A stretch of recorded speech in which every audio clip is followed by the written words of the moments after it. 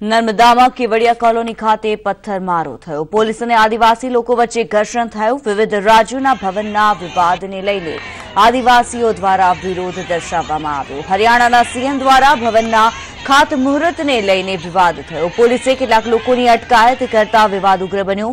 પ્રદર્શનકારીઓએ કાયમી પોલીસ સ્ટેશનમાં રહેવાની ચીમકી ઉચ્ચારી। કેવડિયા ખાતે જ્યાં ભવન બનવાનું છે તેનું હરિયાણાના સીએમના હસ્તે ભૂમિપૂજન થવાનું હતું। આ વિશે વધુ વિગતો જણાવી રહ્યા છે સંવાદદાતા નરેન્દ્ર પેપરવાલા। નરેન્દ્ર, જે પ્રમાણે સામે આવી રહ્યું છે, આદિવાસી લોકો અને પોલીસ વચ્ચે ઘર્ષણ સર્જાયું। તેઓ જમીન સંપાદનનો વિરોધ કરી રહ્યા છે। શું વધુ વિગત?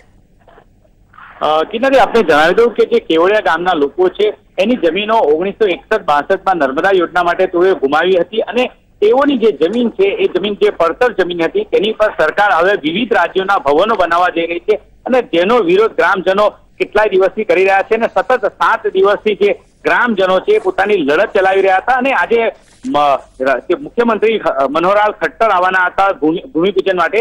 તે દરમિયાન પણ ગ્રામજનો પોતાનો વિરોધ પ્રદર્શન કરી રહ્યા હતા અને ગ્રામજનોનું કહેવું હતું કે તેઓની જે જમીન છે તેઓની જમીન પાછી આપવામાં આવે। સરકાર તેઓની જમીન કબજો જમાવીને બેઠી છે અને એ જમીન તેમને પાછી આપવામાં આવે એની રજૂઆતને લઈને આજે જ્યારે મુખ્યમંત્રી મનોહરલાલ ખટ્ટર આવ્યા હતા ત્યારે ગ્રામજનો રજૂઆત કરવા આવ્યા હતા। તે દરમિયાન પોલીસ અને ગ્રામજનો વચ્ચે ઘર્ષણ થયું હતું અને પથ્થરબાજી પણ થોડી થઈ હતી।